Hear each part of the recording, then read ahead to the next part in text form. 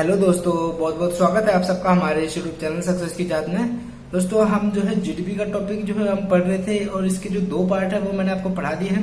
आज जो जीडीपी का लास्ट और अंतिम वो है पार्ट कवर करेंगे। पिछले पार्ट में मैंने आपको बताया कि जीडीपी की गणना किस तरीके से करना है, जीडीपी का जो है निवेश पर क्या प्रभाव पड़ता है, खपत पर क्या प्रभाव पड़ता है, और आज जो हम बात करेंगे जीडीपी का बचत और निवेश पर क्या प्रभाव पड़ता है, और निर्यात पर क्या प्रभाव पड़ता है, विदेशी आयात पर क्या प्रभाव पड़ता है, एफडीआई पर क्या प्रभाव पड़ता है। एफडीआई मतलब फॉरेन डायरेक्ट इन्वेस्टमेंट। ठीक है, तो आज जो है जीडीपी का जो लास्ट पार्ट होने वाला है, तो आज आप इसे जरूर देखें। तो चलिए दोस्तों, आज का जो टॉपिक है वो है आर्थिक विकास दर। ठीक है, इसे देखते हैं क्या ये जीडीपी का जो मतलब जो प्रभाव पड़ता है बचत और निवेश पर, ये बहुत ही ज्यादा महत्वपूर्ण है। ठीक है, क्योंकि अगर आप अपने पैसों को बचाएंगे नहीं, अगर आपकी बचत ही नहीं होगी तो आप जो है आगे की अपनी कुछ भी प्लानिंग नहीं कर सकते हैं। अब आप खुद सोचिए कि अगर आपके पास जब पैसा ही नहीं होगा तो आप जो है आगे आपको क्या कार्य करने हैं, कौन कौन से कार्य करना है आपको, उसके बारे में आप प्लानिंग नहीं कर पाएंगे। ठीक है, भारत का सबसे ज्यादा ग्रोइंग सेक्टर जो है रियल एस्टेट का बिजनेस है। जो मतलब भारत में जो आजकल मतलब सबसे ज्यादा बिजनेस जो चल रहा है, जो सबसे ज्यादा बिजनेस ग्रो कर रहा है वो है रियल एस्टेट। दोस्तों रियल एस्टेट का बिजनेस का जो तात्पर्य ये है वो ये तात्पर्य है कि जो मकानों को खरीदते और बेचते हैं, मतलब प्रॉपर्टी का काम एक तरीके से करते हैं जो डीलर होते हैं। ठीक है, उसी को रियल एस्टेट का बिजनेस कहते हैं, जो मतलब प्लॉट्स को खरीदते हैं और बेचते हैं। और भारत में ये बहुत ही ज्यादा मतलब सही तरीके से चल रहा है। लेकिन जो वर्तमान में इसकी बात करें तो वर्तमान में इसमें जो है काफी ज्यादा गिरावट आई है। रियल एस्टेट के जो बिजनेस है वर्तमान में इसमें बहुत ज्यादा गिरावट आई है। एक सर्वे के अनुसार जो 30 शहरों का जो सर्वे किया गया है उसमें जो है 12.76 लाख जो घर है वो पेंडिंग पर है। मतलब व्यक्तियों ने इतने घर बनवा तो लिए हैं लेकिन उन्हें कोई खरीद नहीं रहा है। ठीक है, जैसे डीलर होते हैं दोस्तों, उन्होंने मतलब इतने घर बना लिए हैं, इतने प्लॉट्स बना लिए हैं, लेकिन जो इन घरों को है इन घरों को खरीद नहीं रहा है। अगर कोई घर खरीद भी रहा है तो मतलब उस घर को खरीदने में बहुत ज्यादा टाइम लग जा रहा है। कोई कोई घर 4-4 साल तक ऐसे ही पड़ा है, 4-4 साल तक किसी ने खरीदे ही नहीं, 4 साल 5 साल। ठीक है, तो अब आप खुद ही सोचिए कि मतलब जो इन्होंने पैसा लगाया है डीलरों ने इन घरों में जो पैसा लगाया है वो पैसा एक तरीके से जाम हो गया, उनका वो पैसा ब्लॉक हो चुका है, क्योंकि उससे कोई आमदनी नहीं होगी जब तक वो मतलब ये प्लॉट जब तक बिकेंगे नहीं तब तक उनका जो पैसा है जो इसमें लगाया है वो पैसा मतलब नहीं आएगा उनके पास।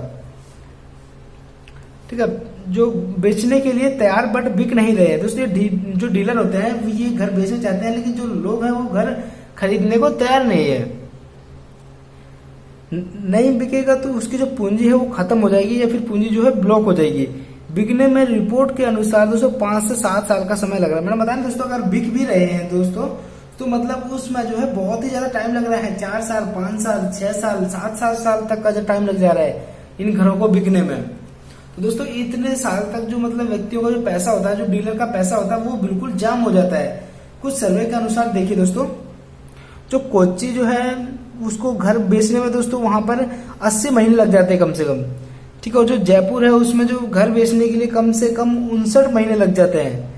और इसी तरीके से लखनऊ में 55 महीने का समय लग जाता है। और जो चेन्नई है दोस्तों इसमें जो 75 महीने का जो समय है वो औसतन लग जाता है, कि मतलब इतने समय बाद ही जो घर जो है मतलब प्लॉट जो बने थे वो बिकेंगे। ठीक है, इससे जो व्यक्ति है उनका पैसा जो है ब्लॉक हो जाता है, जाम हो जाता है उनका एक पैसा तरीके से। क्योंकि आप ही सोचिए कि आप रियल एस्टेट का बिजनेस कर रहे हैं और अगर आपने कोई प्लॉट खरीदा है, ये प्लॉट आपने खरीदा है, इसमें जो है आपने बड़ी बड़ी बिल्डिंगें बना दी। ठीक है, अगर इन बिल्डिंगों को आपसे कोई खरीद नहीं रहा है, इन फ्लोर्स को आपसे कोई खरीद नहीं रहा है, तो आपको जिसमें पैसा लगा है दोस्तों, इसमें जो आपने रुपए लगाया है, जो पूंजी लगाई है, वो तो आपकी एक तरीके से जाम हो गई है इसमें। हालांकि आपके पैसा बने तो रहेगा, क्यों? क्योंकि आपके पास ये जो प्लॉट है ये प्लॉट है। ठीक है, तो आप इस प्लॉट को मतलब कभी ना कभी तो वो बिकेंगे, तो मतलब पैसे तो आपके पास जरूर आएंगे, लेकिन उन पैसों को आने में बहुत ही ज्यादा टाइम लग जाता है, 5 से 7 साल का समय लग जाता है। ठीक है, तो जो मतलब इससे जो है पैसा जो है ब्लॉक हो जाता है। और दोस्तों बचत एवं निवेश देखते हैं ये क्या है और जीडीपी का इन पर क्या प्रभाव पड़ता है। 2011 के अनुसार जो घरेलू बचत है दोस्तों वह 34.6%। मतलब अगर व्यक्ति 100 रुपए जो कमाता है तो वो मतलब खर्चा वर्चा काट के हर एक चीज काट के 34 रुपए का जो है बचत करता है। ठीक है, लेकिन जो 2019 का जो समय है, जो मतलब पिछले साल का जो समय है, उसमें जो घरेलू बचत है वो सिर्फ 30% रह गई। तो मतलब गिरावट आई है घरेलू बचत में भी, गिरावट आई है घरेलू बचत में ही। अब आप सोचिए कि ये गिरावट क्यों आई है। अब आप खुद सोचिए कि अगर जीडीपी हमारे देश की कम होगी तो मतलब कम उत्पादन होगा, कम उत्पादन होगा तो कम लोगों को रोजगार मिलेगा, कम लोगों को रोजगार मिलेगा तो मतलब उनकी आवश्यकताएं वो ज्यादा होंगी, उनकी आवश्यकता है जो ज्यादा होगी, कम लोगों को रोजगार मिलेगा और कम लोगों के पास पैसा बचेगा। ठीक है, तो मतलब सभी जो व्यक्ति हैं वो मतलब पैसे को जो है मतलब बचत नहीं कर पाएंगे उसकी। ठीक है, और इसमें जो मतलब व्यक्ति है वो पैसे की बचत नहीं कर पा रहे हैं। अब दोस्तों सवाल आता है कि बचत इतना जरूरी क्यों है, हमें क्यों बचत को जो मतलब जो पैसा है उसको बचाना चाहिए, मतलब पैसे को सेव करना चाहिए, क्यों करना चाहिए, इसकी जरूरत क्यों है। ठीक है, जो हमारी जो बचत होती है दोस्तों, हम ये जो बचत को बैंकों में सिक्योर कर देते हैं, बैंकों में जमा कर देते हैं, क्योंकि जो बैंक है हमें गारंटी देता है दोस्तों कि आपकी जो पूंजी है वो आपकी पूंजी हमारे पास सुरक्षित है। इसीलिए जो हम है बैंकों पर बहुत ज्यादा भरोसा करते हैं। दोस्तों मैं आपको बैंक का टॉपिक भी पढ़ाऊंगा, अभी 3-4 दिन में ही मैं बैंक का टॉपिक लेकर आऊंगा और इसकी जो हिस्ट्री से लेकर प्रेजेंट तक हर एक चीज बताऊंगा दोस्तों, बैंकों के बारे में, उदय कब हुआ, कैसे बने, क्या क्या में है, और ठीक है बैंकों का राष्ट्रीयकरण कब हुआ, हर एक चीज बताऊंगा दोस्तों। ठीक है, जब हम बैंक का टॉपिक पढ़ेंगे। ठीक है, हम जब बैंकों में जो पैसा मतलब जमा करते हैं तो बदले में जो बैंक है वो हमें ब्याज देता है कुछ %। ठीक है, अब आपने सोचा कि अब अगर आप बैंक को पैसा जमा करवा रहे हैं तो बैंक हमें ब्याज कैसे देता है, क्या बैंक अपने घर से ब्याज देता है, बताइए क्या बैंक अपने घर से ब्याज देगा। तो दोस्तों नहीं, इसका आंसर दोस्तों ये है कि बैंक जो है ये कंपनियों और कारोबारियों को लोन देता है। जब हम बैंकों में अपना पैसा जो है जमा करते हैं और बैंक उन पैसों को जो है जो कारोबारी है, जो उद्योगपति हैं, उनको जो है लोन के आधार पर दे देता है। ठीक है, उधार दे देता है। और जब कारोबारी जब इस पर जो है मतलब अपना बिजनेस स्टार्ट करते हैं, जब उनका बिजनेस ग्रो करता है तो वो उस लोन को चुका देते हैं और वो उस लोन का ब्याज भी चुका देते हैं। ठीक है, और उसी ब्याज में से जो बैंक है हमें कुछ % ब्याज देता है और जो बाकी का जो ब्याज है वो बैंक अपने पास खुद रख लेता है। ठीक है, यदि सेविंग बचत कम होगी तो बैंक हम पैसा जमा नहीं कर पाएंगे। अब अगर आप खुद सोचिए, जब अगर आपके पास पैसे ही नहीं है, आपके पास बचत ही नहीं है, तो आप बैंक में क्या जमा करेंगे। ठीक है, इसका जो प्रभाव है वो कंपनियों एवं व्यापारियों पर मतलब सीधा सीधा प्रभाव पड़ता है, क्योंकि अगर बैंक के पास पैसे नहीं होगा तो बैंक जो कंपनी और व्यापारी है उनको लोन नहीं दे पाएगी। ठीक है, और जब कंपनियों और व्यापारियों को लोन नहीं मिलेगा, यदि इन्हें लोन नहीं मिलेगा तो उनका विकास नहीं होगा और इन कंपनियों का विकास रुक जाएगा और कंपनी जो है बंद हो जाएगी। अब अगर आप खुद सोचिए, जैसे आप किसी कंपनी को या किसी व्यापारी को जो है लोन नहीं मिला, ठीक है, उसकी कंपनी जो है घाटे में जा रही है। अब उसने सोचा कि मैं लोन लेके अपनी कंपनी को ग्रो कर लूं और जब मेरी कंपनी ग्रो कर जाएगी तो मैं अपने लोन को चुका दूंगा, लेकिन जब वो बैंक के पास जाता है तो उसे लोन नहीं प्राप्त होता है, तो ऐसे में उसकी जो कंपनी है वो डूब जाती है। अब अगर आप खुद ही सोचिए कि अगर कंपनी डूब जाती है, कंपनी बंद हो जाती है, तो उसमें जो व्यक्ति काम कर रहे हैं, जिन व्यक्तियों को रोजगार मिल रहा है, उनकी नौकरी भी छीन जाएगी कि नहीं छीन जाएगी। आप खुद ही सोचिए दोस्तों, जब कंपनी बंद हो जाएगी तो जो उस व्यक्ति में जो कंपनी में जो व्यक्ति काम कर रहे हैं उनकी नौकरी भी खतरे में आ जाएगी। ठीक है, तो आप समझ रहे हैं बचत से कितना मतलब कितना लिंक जुड़ा हुआ है। ठीक है, किस किस को नुकसान हो रहा है बचत से। अप्रैल 2019 के अनुसार एक सर्वे किया गया दोस्तों कि 13% जो कर्ज देने का विकास दर है बैंकों द्वारा, मतलब 13% की दर से जो है बैंक जो है कर्ज दे रहे हैं, लेकिन जो मई है दोस्तों इसमें 12.5% हो गया है। तो इसमें जो गिरावट आई है मई 2019 की बात बता रहा हूँ, मतलब एक ही महीने में इतनी गिरावट आई है। ठीक है, कि बैंक की जो लोन देने की दर है वो कम हो गई है। यदि बैंक कम लोगों को लोन देगा तो कई व्यापारियों को लोन नहीं मिल पाएगा और वे अपना बिजनेस नहीं कर पाएंगे। मैंने बताया कि दोस्तों कि जब व्यक्तियों को जो व्यापारी हैं उनको लोन नहीं मिलेगा तो जो कई व्यापारी जो मतलब अपना बिजनेस स्टार्ट करना चाहते हैं तो वो उस बिजनेस को स्टार्ट नहीं कर पाएंगे। ठीक है, ऐसे में जो बैंक है बैंक को लोन बढ़ाना चाहिए। और बैंक लोन कब बढ़ाएगा, जब हम बैंकों में पैसे जमा करेंगे। ठीक है, बैंक जो है सर्विस सेक्टर में लोन देखिए किस प्रकार देती है बैंक। जो पहले सर्विस सेक्टर में जो लोन देती थी वो देती थी 16.8%, लेकिन जो वर्तमान में है वो 13% है। तो मतलब इसमें भी गिरावट आई है। तो आप देख रहे हैं कि हर एक चीज में गिरावट आई है। जीडीपी का जो हर एक में जो फर्क पड़ रहा है। ठीक है, हर एक में प्रभाव पड़ रहा है जीडीपी का, हर एक क्षेत्र में। इससे कई कंपनियां बंद हो जाएंगी। अब अगर आप खुद ही सोचिए कि पहले जो है 16.8% लोन देती थी सर्विस सेक्टर को, वर्तमान में सिर्फ 13% व्यक्तियों को लोन दे रही है। तो जो मतलब 3.8% जो व्यक्ति उनको लोन नहीं मिल पाएगा और जो उनको लोन नहीं मिलेगा तो उनकी कंपनी बंद हो जाएंगी। जब उनकी कंपनियां बंद हो जाएंगी तो उनकी कंपनियों में जो व्यक्ति जो काम करते हैं उनका रोजगार भी छीन जाएगा और वो बेरोजगार हो जाएंगे दोस्तों। ठीक है, तो आप समझ रहे हैं कि ये सारे के सारे आपस में एक दूसरे से लिंक है।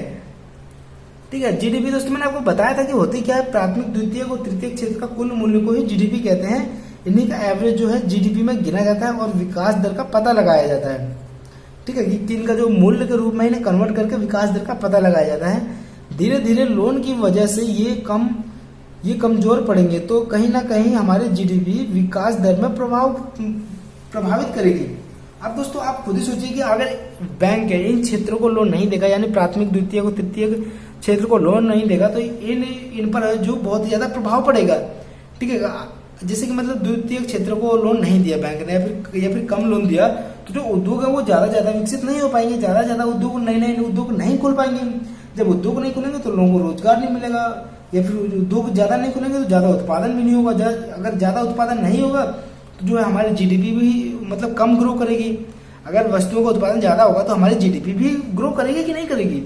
अगर वस्तुओं का उत्पादन कम होगा तो हमारी जीडीपी कम ग्रो करेगी। आप देख रहे हैं कि जीडीपी का हर एक क्षेत्र में प्रभाव पड़ रहा है, जीडीपी का निर्यात में भी बहुत ज्यादा प्रभाव पड़ रहा है।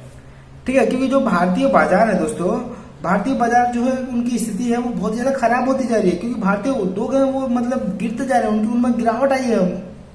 भारतीय उद्योग है जो उनके ग्रो में गिरावट आई है। ठीक है, तो मतलब भारतीय जो सामान है वो मतलब बाजारों में बिक नहीं रहा है।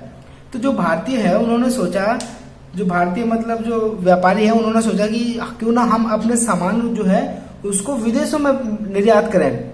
ठीक है, विदेशों में उन सामानों को बेचें। क्या आप ही बताइए दोस्तों, भारतीय जो सामान है उनमें इतनी गुणवत्ता है कि वो वर्ल्ड लेवल पर मतलब जो है कंपटीशन कर सके? आप ही बताइए कि भारतीय सामान जो है इतनी गुणवत्ता वाले हैं कि वो वर्ल्ड लेवल पर जो है इन सामानों की जो है कंपटीशन कर सके। हालांकि कुछ जो क्षेत्र है या फिर कुछ जो चीजें उन्हें छोड़ दीजिए, जैसे कि सोना चांदी, सूती वस्त्र, मलमल, ठीक है, जैसे वस्त्र उद्योग हो गया और ये मसाले हो गए, इन सबको छोड़ कर दीजिए। ठीक है, और बाकी की जो सामान है आप उनसे कंपैरिजन कीजिए कि जो भारतीय जो सामान है क्या उनकी इतनी अच्छी तरीके से गुणवत्ता वाले हैं कि वो वर्ल्ड लेवल पर जो है मतलब निर्यात कर सके। ठीक है, तो इन्होंने सिर्फ सोचा ही नहीं दोस्तों व्यापारियों ने, इन्होंने बल्कि जो निर्यात है वो किया भी। ठीक है, विदेशों में मैं मई 2018 का आंकड़ा दे रहा हूँ आपको कि 3.9% की दर से विकास दर किया इन्होंने अपना जो है विदेशों में अपने सामानों को निर्यात किया। लेकिन दोस्तों जून 2019 का जो आंकड़ा है, मतलब एक साल बाद का जो आंकड़ा है वो बहुत ही ज्यादा चौंकाने वाला है, बहुत ही ज्यादा खराब आंकड़ा है दोस्तों भारत के लिए। कि इस समय भारत की जो मतलब निर्यात दर थी वो माइनस में चली गई दोस्तों, और -9.7% विकास दर इतनी घट गई बिल्कुल।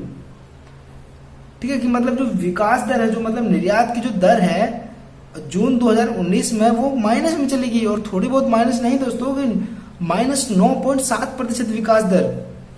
ठीक है, पिछले 41 महीनों में न्यूनतम स्तर पर एक्सपोर्ट होने लगा। पिछले 41 महीनों पर सबसे कम स्तर पर जो एक्सपोर्ट हुआ है। ठीक है, भारत अपने सामानों का प्रभाव विदेश में नहीं डाल पा रहा है, क्योंकि भारत के जो सामान है वो अधिक गुणवत्ता वाले नहीं है, वो मतलब वर्ल्ड लेवल पर इन सामानों की कंपटीशन नहीं कर पा रहे हैं। ठीक है दोस्तों, आप देखते हैं एफडीआई को कि विदेशी निवेश पर जीडीपी का क्या प्रभाव पड़ता है। एफडीआई का जो अर्थ होता है दोस्तों, मतलब होता है प्रत्यक्ष विदेशी निवेश, यानी फॉरेन डायरेक्ट इन्वेस्टमेंट। गिरती हुई अर्थव्यवस्था से एफडीआई पर प्रभाव, मतलब जब एफडीआई पर प्रभाव दोस्तों, अगर आप खुद ही सोचिए कि अगर हमारे देश की जो मतलब जीडीपी है वो कम ग्रो कर रही है, तो क्या विदेशी जो कंपनियां है वो हमारे देश में इन्वेस्ट करना चाहेंगी?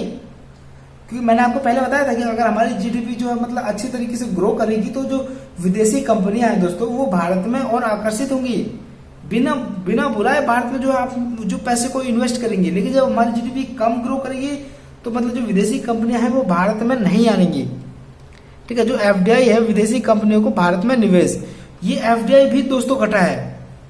ठीक है, अप्रैल 2019 में देखिए कि 7.3 अरब डॉलर का जो है निवेश हुआ है, विदेशी निवेश भारत में। लेकिन मई जो 2019 है, एक ही महीने के अंतर्गत जो 5.1% अरब डॉलर का जो निवेश हुआ है। तो आप देखिए कि एक महीने में कितनी गिरावट आई है दोस्तों। आप इन आंकड़ों को थोड़ा बहुत अपने दिमाग में रखिए, क्योंकि आंकड़े आपके लिए बहुत ज्यादा महत्वपूर्ण है।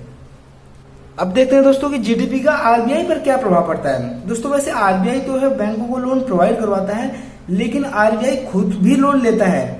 जब उसको कभी जरूरत होती है तो आरबीआई खुद भी लोन लेता है, या जब कभी भी सरकार घाटे में जाती है तो जो आरबीआई है वो मतलब मार्केट में बॉन्ड जारी करती है, और उस बॉन्ड को जो है उद्योगपति या व्यक्ति जो है वो उसको खरीदते हैं और बदले में पैसे देते हैं।